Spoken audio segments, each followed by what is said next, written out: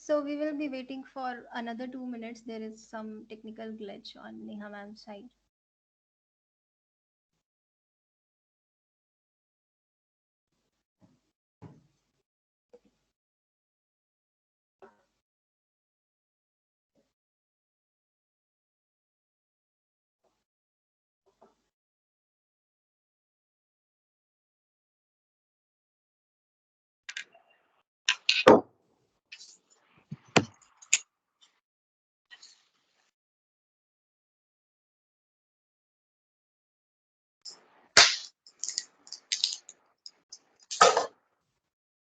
Hello, Neha ma'am.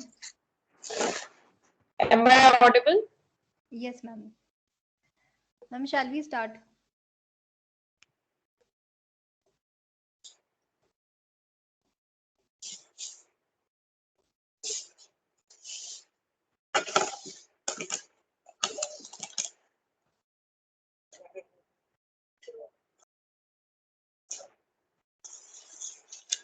Okay.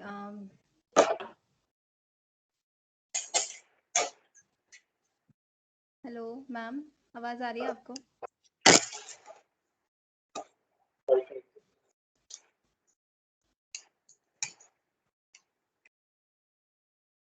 Hello. Hello Am I ma'am, audible?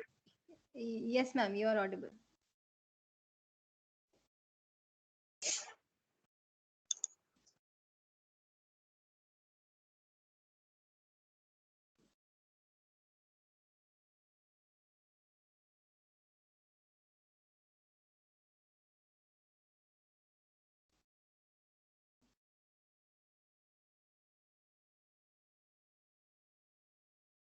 Ma'am, hello.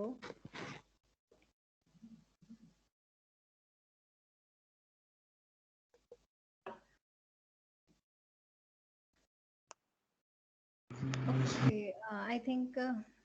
Hello, Hello. ma'am. Am I audible? Yes, ma'am, you are. Okay, okay. Ma'am, shall we start? Okay. I have to start? नहीं, नहीं, ma'am. I'm just asking. Shall we start? Yeah, sure. Okay. So very good afternoon to our Dean Academics, ma'am, Dr. Neha Tyagi, ma'am, other faculty members, dear students, and my colleagues and staff.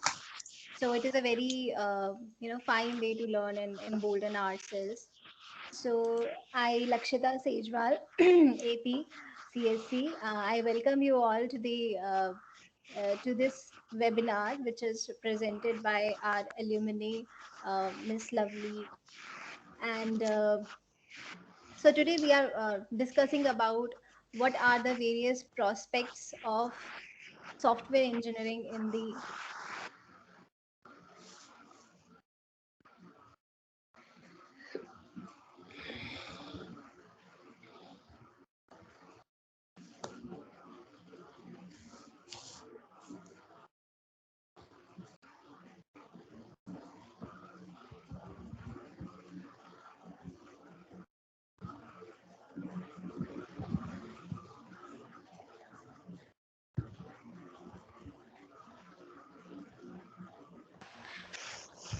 I think some internet issue or something is there.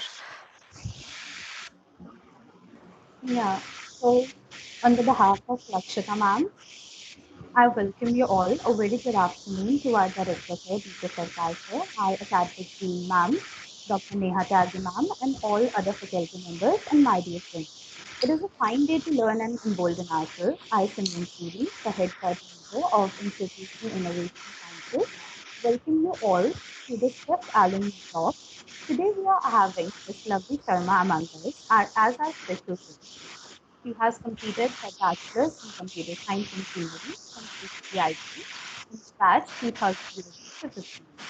Currently, she is working as a software integrator at Services Private Limited and has also previously worked at TCS and Universal Consulting Private Limited. All welcome you, ma'am. Now, I would like to hand the mic to Vijay.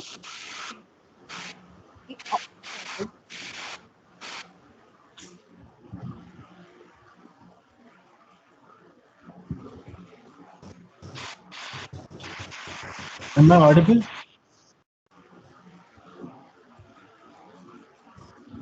Ma'am, your voice is not clear. Shall I start?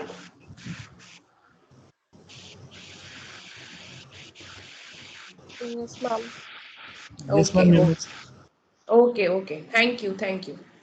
Thank you, students. And on the behalf of KCC Institute of Technology and Management, I, Dr. Neha Tyagi, Dean Academics, welcome you all in this alumni talk series. And today's our speaker, Miss Lovely Sharma, is also welcome in our this alumni talk series, and it's a fifth number series. So it's a very pleasant surprise for us. It's related to the software engineering part, prospects of software engineering part basically. So it's a very basic thing for every computer science or IT student. So as a profession, I just only want to say software engineering basically has two central specialization: software system development and application development basically. So in my opinion, application developers review the need of user to design and code computer applications for different platforms such as web, social media, and mobile. So as a software engineer, we have the qualities just like work in a team of developers in several projects, develop well optimized and efficient source code for latest software applications, or we can say produce software tools and amalgamate it to a fully functional software system. So there are a lot of duties as a software engineer, and if I in my opinion, software engineering has a very big role in a computer science field to develop any application or software. So as a student, what is the need of computer science software, what is the need of software engineering computer science while you're designing your project?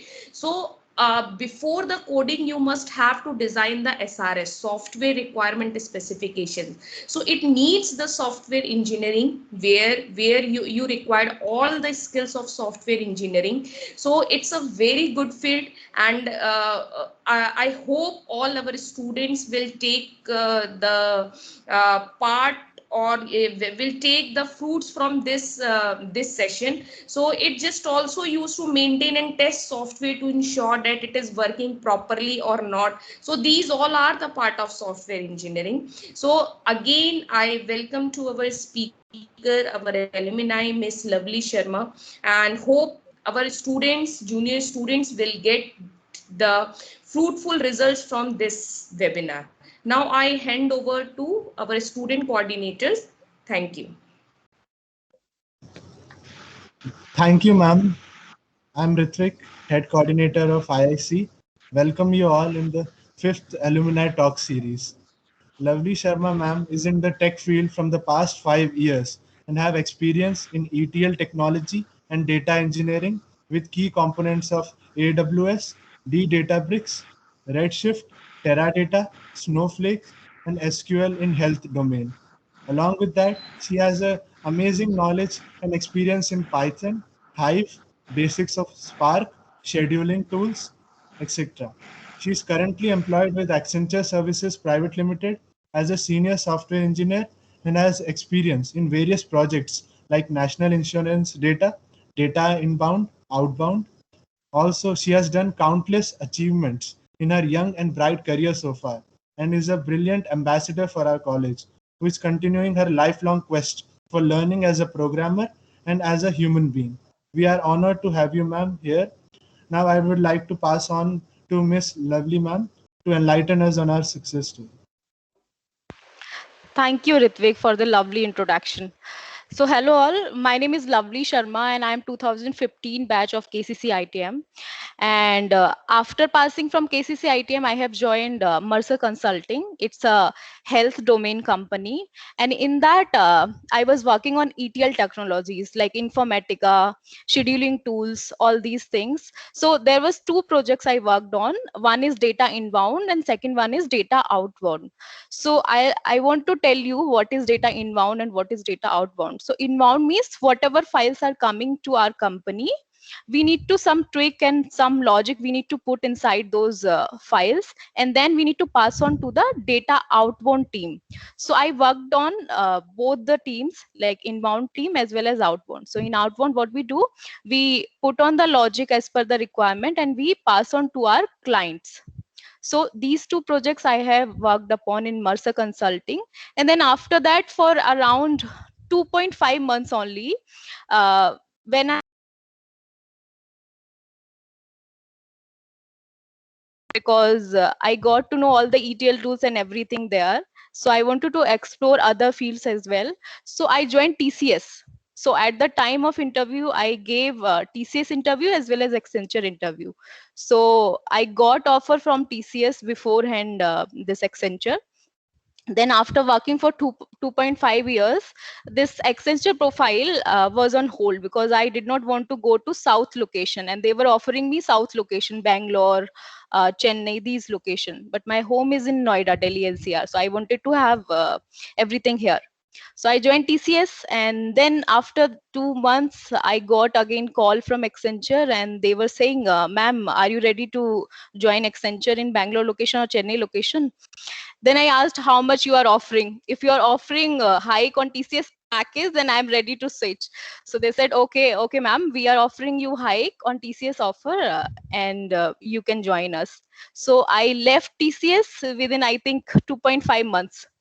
So from 2019 October onwards, I'm working in Accenture in Bangalore location as a senior software developer. And in TCS, I was a software developer. So the technologies and tools I am working here in Accenture, those are add-ons actually. I am working on ETLs as well as cloud-based tools. So cloud is basically in market right now. So every company, whatever MNC companies, either TCS, Cognizant, Capgemini, Accenture, all these companies are using cloud-based tools nowadays. So now I'm working on AWS. Like Ritvik already gave you a little bit of introduction. That is AWS technologies I am working on, Python, Spark, and some other cloud-based tool like Databricks, StreamSet, all these tools. So we'll come to these tools later on. Let's first, let me share my screen so that we'll get to know what all other technologies we have in the field. So our topic today, prospect of software engineering led by emerging technologies. So my journey starting from KCC ITM. When I joined Mercer Consulting, right, I got placed for PHP based company from KCC ITM. But I did not join that company because I did not want to go to the PHP. I wanted to do something in the development side. So then I started looking for the opportunities outside outside this IT world. So I got to know about Mercer Consulting, and they were having openings. So I gave the interview, and then I worked as a ETL developer. So I'll tell you what is this ETL development all about. So this is ETL means extract, transform, and load. So whatever data is coming to us, we get the requirement. You all know software life cycle, right? Neha ma'am already told you we have requirement, we have development, and we have testing phase. All these phase we have. So after getting the requirement, there is a development phase, right? So I was working on that part that time, and still I'm working on that part only. I did not go to testing because I did not want to go to testing at all. So in the software development, ETL, what it does, so let's suppose I have some requirement. According to the requirement, I need to get the data from the source.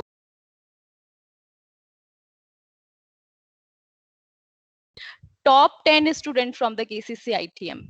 So I will put some logic, and then client want the file in the Unix server, or they want in the Amazon S3. So as per their requirement, I'll put the file there. So source, transformation, and target. We have three things over there in ETL. So to run the files also, they had some scheduling tool over there. So we use those scheduling tool, but that was kind of manual thing, like server we need to maintain, and we need to maintain all other things as well. But after some time, this cloud came into picture, AWS and everything. So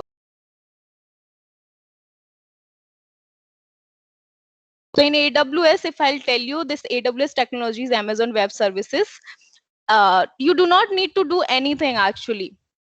So they have everything as a syntax. You just need to fit in your requirement into that code, and you can run. You do not need to maintain the server, you do not need to maintain the infrastructure, you do not need to maintain the storage also. But in the in case of ETL, when we did not have cloud, we had to have storage as well. Everything we had to maintain if it comes into the picture. So AWS maintaining right now everything. That's why every company going towards AWS cloud based tools, so that they do not need to do anything. Everything will be done by Amazon or the cloud based other tools. So this is my journey from KCC, now the Accenture. So we'll come to the topics now. So right now, what is happening in the market? So I saw your previous talks also. So they have pretty much covered the, how you can give the interview, how you need to prepare yourself and place yourself into good MNC company. So they have already covered. So I will come directly to the technologies we are having in the market right now. So right now, what we have cloud-based computing tools and the automation tools. So cloud-based tools are AWS, StreamSet, Databricks. These type of tools we have in the market, where we do not need to worry about the storage. We do not need to worry about the infrastructure and everything. So if like from you, if somebody want to go to the cloud, they can do some of the certifications from our Cloud Guru website, udemy.com. They provide the certifications on Amazon, AWS, developer, associate developer. There are few courses. Microsoft Azure is there, Google Cloud is there. So these are the certifications are available in the market. So I also did last month Amazon AWS certification from my company itself. They did everything for that. So I got voucher from the company, and they gave me a Cloud Guru learning material, and then I gave the exam for the AWS thing. And then the second thing we have in the market is automation. So automation is also, I'm working in the cloud computing thing, but automation is also there in the market everywhere actually. So if you want to explore yourself in the automation field, then we have different type of tools available in the market that you can go for. So but we have lot of things. You need to decide in which field you want to go. So according to that, as a fresher, I know that there are a lot of things as a fresher we need to think about. As an experience, you have something in your mind, and if you want to switch, you have the idea where I want to switch. But as a fresher, we need to think about the prospect, what is going on in the market and what company trend is going on. So automation is one of them, and cloud computing is also one of them. Then there is a third category, that is artificial intelligence, where this field is actually a very good field. If somebody want to go to the artificial intelligence, then there are some courses or some trainings available in the market. You can go for it. Artificial intelligence and machine learning is also one of them. So for these both two, right, one is the data science is also there in addition to these two. So you for these two or the data science, you should have Python programming beforehand. So Python programming is everywhere actually as of now. So you can start with Python programming if you want to go to these fields. And also Python is everywhere. I'm also using Python. So Python is a basic thing. So keep your eye on Python, like keep yourself busy with Python codes. So that is a good opportunity in the market for Python developers also. And then second thing, I already talk about this Amazon Web Services. So if somebody want to go to the Amazon company, I heard last talk, and somebody was asking one question. I remember that person, I don't remember the name of that student, but he wants to go to the Amazon Web Services, Amazon company and Google company. So for that, for those type of companies, right, they are looking for the people who already know about some of the technologies like Python they have, and some of the certifications you can do for it, like Google cloud certifications are available, Amazon Web Services certifications are available. So you can do all these things for that. And Google is also one of them. And the third thing is coming as containerization. What is that? Containerization is something every technology is using nowadays. So today what is going on, you do not need to do anything, everything is containerized. Like AWS server is there and the infrastructure is there, everything is there, just you need to put your code and run it. So for containerization, we have Kubernetes. So I use this Kubernetes in my project also. So what is that Kubernetes? So we have everything in place. Code is there. I have developed one software and I have one scheduling tool. And I don't have storage and I don't have the infrastructure. So for that, we use Kubernetes so that it directly connect to the server, it directly connect to everywhere, and then it gives us the result as per our need. So Kubernetes certifications are also available in the market. If you want to go to the this cloud-based tools, you can do Kubernetes also. And the next thing we have in automation. So these are all things which I discussed already. These all are cloud-based tools. But if you come to the automation, we have lot of opportunities actually in automation. So every company follow this trend, automation trend. In Accenture itself, we have automation team also. Innovation and automation team. The name of the team is innovation automation. So what those teams does, they have the code, they have the requirement, whatever manual process we are doing right in the Accenture, whatever teams are doing manual process. Let's suppose I have some data in my other server and I am copying that data into another server manually.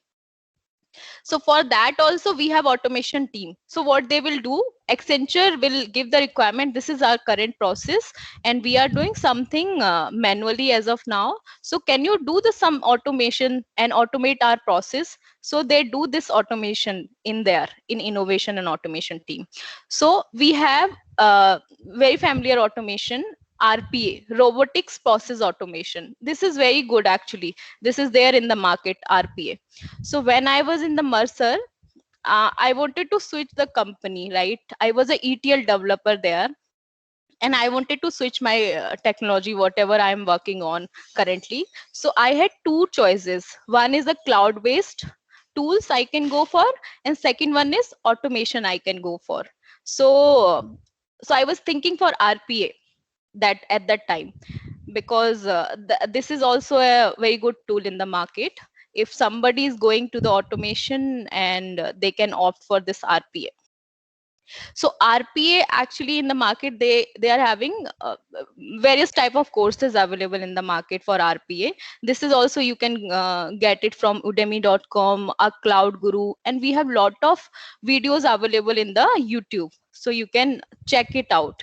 And if you find it interesting, then you can do some courses there. They have some 1 month courses, 2 month courses, so you can opt for that also. So when I was looking for RPA and I was looking for courses, I'll tell you my thing, what I was looking for. So that time and right now also they have various type of courses. One is UiPath, Blue Prism, and other tools also they have. So UiPath is the course where you do not need to have the programming language at all, programming skill at all. It is directly a theoretical and also very good UiPath. So if you are not very good at the programming, you can opt for this UiPath. This is very good. And when we come to the programming, if you have very strong programming knowledge and very good programming skills, you can opt for Blue Prism. This is also very good in the market. And then we come to the machine learning. So if somebody going into the data science and they want to do something in the data science and machine learning, Python is the thing they should know first actually. So Python is everywhere in machine learning, in data science, in analytic field, it is everywhere. So one thing is this. And the second point is coming into the picture is low code, no code. This is there in the market as of now. If you see low code, no code. So whatever cloud-based tool and the new tools are coming into the market. I know two of the tools, they came recently into the market, Databricks and the Steam Sets. And in Databricks, we use Python and everything. But if I talk about a Steam Sets tool, it is new to the market. But in Steam Set, we do not need to have the programming knowledge in backend. We should have a basic knowledge, but it is not something we need to write some code and we need to write that program. So if somebody who is not having that much of programming skill, don't worry, we have lot of opportunities in software engineering field as of now. Just you need to focus yourself. I would suggest just focus yourself, whatever you want to do, just do your best. So this low code, no code, right? What we do in Steam Sets. So we have already a UI type software, and there we have some already predefined source system, target system, and the transformations. Let's suppose I have one file, and from that file, I want to pick out the data only the let's suppose only the sum. I want to sum of the marks of the student. I have 5 students in my source system and I want to sum of all the marks of all the 5 students. So I will have a source, and then there are field type converter and expression. There are transformation available. You do not need to do anything, you just need to drop down. You just need to put the information, employee 1, employee 2, employee 3, and what you want to do, sum you want to do, sum of which field, marks you want to do. So that type of information you can provide, and the target is also there. So target is where you want to put your file. You want to put your file in cloud based, you want to put your file in Unix server, you want to put your file in your locals. So every option is available there. You do not need to worry about the infrastructure and the server. It will automatically connect. Just we need to provide the path. So in that tool, we do not need to have the programming at all. But yes, it doesn't mean you should be having the basic knowledge of programming at least, so that you know which transformation you need to use. If we don't have the information, which transformation is there, what we need to do in there, then we won't able to work, right? We need to have the basic information at least. So this is right now whatever tools are coming, right? So company, what they want, like in Accenture or every other MNC company or the startups also, what they want, they do not want to spend much of the money and the time on people. They want everything ready so that people can spend less time on developing the product or developing the reports at all. So this is one thing is going on in the market, and this is very good. Yes, if we come to the next point, data science. So data science nowadays, this is very good actually. Data scientists, whosoever want to go to the data scientist field, so they can explore yourself in data scientist field. So data scientist, where it is coming into the picture, I'll tell you. So it is in the e-commerce, health and finance, these type of domains it is there. Why it is there? I always worked in a health domain actually. Finance I always worked upon, insurance I always worked upon. So in these type of domains, we have lot of data and we have lot of raw data where we need to put some of the logic. If we are doing those things manually, it will take lot of time to pass that data and pick up the informational data. So in data science, what they do, they create some logic, they have some algorithm written. So as per the requirement, they create the algorithm and put the file into there, and according to the algorithm, that file will take out the informational data out of it, and you can use it anywhere. So that's a good thing there. And machine learning is also very good in the market. So you can use here you can use some ETL tools, also the AWS clouds and Python. And Spark is also very good. So yes, so if you come into the market like Accenture or any company, there are different type of roles and responsibilities coming into the picture. So one is Python developer. So if you are coming as a fresher and you have some Python knowledge in hand and you have some of the certification is not necessary, but that is add on to us. So if you have little bit of knowledge of Python and also some SQL knowledge, because everywhere SQL we are using everywhere. So SQL should be there with us. So if you have Java knowledge also, they you can go for Java developer. If you have Python knowledge, and Python is everywhere, so you can go for Python developer. And next coming to the picture is cloud engineer. So who all are cloud engineer actually? So the person who is working on cloud based tools like AWS and Databricks, Streamset, these tools are there in the market.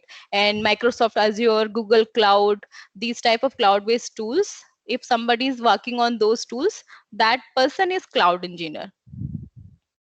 And then Scrum master. Who is a Scrum master actually here?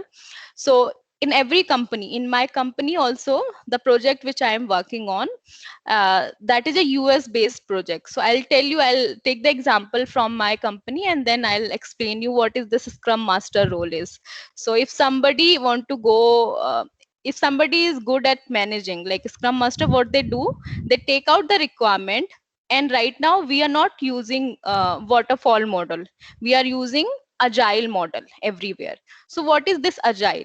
So in agile, what we have one software and we have one requirement. Then we split that requirement into smaller pieces, and those pieces we call it sprint. So that sprint is for like 15 days or 20 days, whatever days they define. So that sprint is for that day. So 15 days sprint, it means it will take 15 days to finish that particular module of that software. So right now every company, I think they are following this agile model. So this is very good agile model. So whosoever working on agile, like I am working on agile, but I am not a scrum master. So what they do, scrum master, all the developers are there. What they do, they take out the requirement from client and then they split that requirement into smaller pieces. And then we have a Jira board. So for agile technology, we are using Jira. So in Jira, we have all our story points, all our issues or defects, whatever coming from the testing team. All work is there in agile board or a Jira board, you can call. So that Jira board, who maintains? Scrum master maintains. They take the requirement from client and then they split it and then they divide it into the developer and then get the work done. And also they estimate the cost as well, how much time it gonna take. Then they let's suppose I have 3 vendors in my company, and those vendors are outsider vendors. And one is a employee work and one is a different dependent works, but there are different companies. And I want to give them the estimate how much cost it will take to complete a particular task. So that knowledge scrum master has actually. So they do all these estimation. Again, in this course also, in scrum master, we have lot of certifications. Scrum master certification is there. So if you are good at managing the things and if you are good at taking the requirement from client and give the correct funding, how much time it gonna take, estimation type of thing, then you can opt for this role as well, scrum master role. And this is very famous actually, everywhere people use. And this is team wise. Like my team, we have one scrum master, and the other team, they have one scrum master. Testing team, developer team, everywhere we have one scrum master, so that they can coordinate between the teams and also with the client. So they will coordinate with the developer, they will coordinate with the testing team, they will coordinate with the client as well. And the next coming into the picture is this again, this is Scrum Master only. So whatever work we are doing, it is called as sprint, and that sprint repeats after certain amount of time. Like in my company we have 15 days, so every 15 days we have new sprint, and if some work is pending in the last sprint, it will go on to the next sprint. And then if we have new request, new work will be created in Jira board. It's a UI board where we can see our all the cards, whatever work is assigned, and you can create that Jira board by your own according to your requirement as well. So that is very good actually. Yes, so now cloud-based tools in the market. So whatever like AWS, Databricks, Streamset, I already talked about these three. Second, this fourth one is Rancher. So what is this Rancher? I'll tell you. We have Docker and Kubernetes in the market, but there are in my company we earlier we were using Docker and Kubernetes, but because of cost and something they moved to the Rancher. So if you say about Docker and Kubernetes, it is little bit costly, but there is an alternate tool, Rancher. So what it does, we have one software and we have one file, we have one job, and I'm running that job in ESP. ESP is again a scheduling tool. I'm running that job, and behind that job there is a script. We call it JSON file. So in JSON file, it's again take out the path and the image path and the pod and everything from there, and it put it into the Rancher. And what this Rancher does, it connects the cloud, whatever cloud we have, it connects the cloud to the source system. So in JSON file, I will write the source system also, and also I will write the cloud-based tools, and also I will write the target. So everything is managed by this Rancher, or you can say beforehand we were using Docker and Kubernetes. So that thing is covered by these tools only. So how it works, I'll tell you. So as soon as we hit the job, what it does, it go to the Rancher, it create one pod. And what is this pod? It's a complete program. It's a complete program. Whatever job we are running, it will run on that particular pod, and that pod will hit the AWS services. And then in AWS services, whatever requirement we have given in the job, it will do that requirement all together in Rancher. This is basically to connect to the services, and we do not need to worry about the infrastructure and the server and everything. This is UI based tool, so everything is taken care by the Rancher. We just need to pay for the services we are opting, and just we need to provide the job name and everything. And next is coming IICS. So this is IICS. This is emerging in the market actually as of now. So I worked on Informatica. So IICS is nothing just a Informatica cloud service, actually integration Informatica cloud service. So what it does, earlier we had Informatica ETL tool, but that was not a cloud based tool. Like we did not have the functionality to connect to the cloud.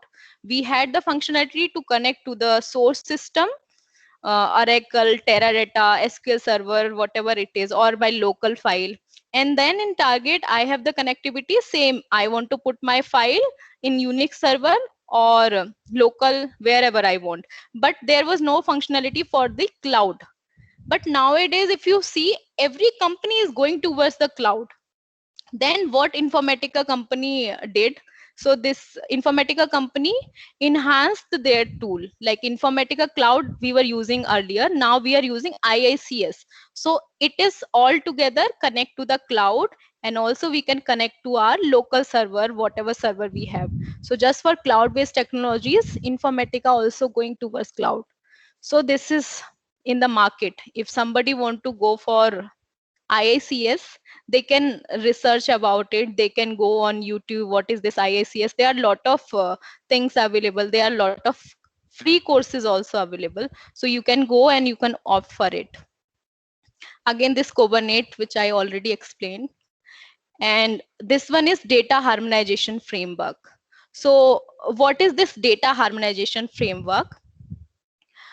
Whatever data we are using as of now, this is my current project actually, if I'll tell you, this data harmonization project. So what we are doing in my company, we have different domains. So what these domains are doing, they are taking off the data from the particular domain, and then we are taking out the required data. We are excluding the unwanted data, because if you see into the server, we have Oracle server Teradata. They have lot of data. Let's suppose in KCC only, if I want to take out only the student who are in fourth year, BTech fourth year, I do not want to take out the data of other people, like other students. So that data will go forward. Like I will take out that data only, and I know in future I will have work with this data only. So I will take out that data further in the reporting purpose, and I will pass on to the next server. So that harmonization we are doing right now. I have this structure in field, how it is working, I'll explain here. So we have these data sources. One is business unit, and these are different domains. If you see finance domain, in KCC itself we have finance account domain, we have faculty domain, and we have different data sets. So we want data from everywhere. Like I want data from in Accenture itself, I have operations data, and I have finance data, I have IT data, and other fields data. All the data is there, and it is coming into the data source. So what I will do, I will take out the data, every data, and then I will put that data into one data frame. Like this is a one data frame. Either I will write here a Python technologies, Python programming, or the SQL query to fetch out the wanted data into this unit. And then after that, if I want to generate some report, let's suppose I want to generate one report, I can generate that report using that data.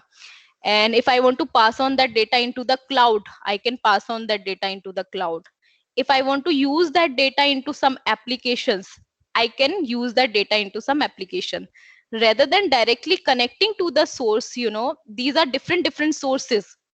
If we are connecting to the different sources, every time we need data, it will be difficult for the system. It will be processing will also be reduced, and the running time will also be reduced, and it will take a lot of time to get the particular data from the field. So this is there in the market. So what we do here, whatever data is coming, it will come in a harmonized form. Like only the few of the data will go here. And if you see in a processing, if you directly connect to these sources here, if this report will directly connect to this business unit and partners, crowd, channels, devices, everything, it will directly connect. It will link to the multiple or four multiple servers. Then it will hit four multiple servers or five multiple servers, whatever servers it wants. Then the processing will be reduced, right, automatically. But now if you see here, it is only connecting to one server at a time. So processing is faster than the beforehand we were connecting. So in Accenture, like whatever data we have, we are processing, we are doing into the centralized storage system. Like AWS and everything came into the picture because of this only. In Accenture or every other company, they have this scattered data. Like they use Oracle, they have Teradata, they have SQL Server, every other source they have. So data is scattered into different servers. Now, if one server is shutting down, then it will affect the other server also, right? It will affect the whole process, wherever data is going. So they thought about it. Then they came with the solution. We need to do the data harmonization thing, so that we can keep every server's data like Teradata, Oracle, everything into one place, and wherever we want this data, we can process that data there, so that nobody need to worry about how the processing will be going on and how we need to do everything. So that is taken care by these people. So but if you again come into the AWS, some companies are using data harmonization and some companies are not using data harmonization, because in data harmonization also, uh, if you have lot of domains, lot of data sources, then it is useful. If you don't have, like you have 3 or 4 data sources only, and it is cost effective also, then you do not need to go on to the data harmonization at all, because this data harmonization project itself will take lot of time, because here we need to define the algorithm, we need to define the logic beforehand,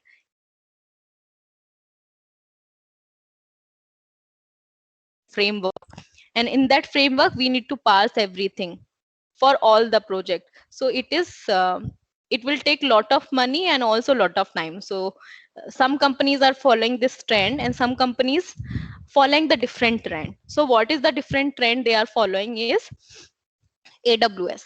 So in AWS, if I'll tell you, in AWS everything is centralized, like storage is there. AWS have different services actually. One is for storage and one is for running the jobs and one is for writing the program, and one is for placing the files. So in Amazon there is a S3 service, there is EC2 service, EMR cluster is there. What it does, everything is there into one place. Just whatever storage we are doing in AWS, let's suppose I have taken the in my company we have AWS, we are using AWS, but for every service, whatever service we are using, we need to pay for it actually. If I'm using S3, I need to pay for S3. Whatever storage I'm using, I need to pay for it. Whatever EC2 instance I'm using, I need to pay for it. So everything is paid there.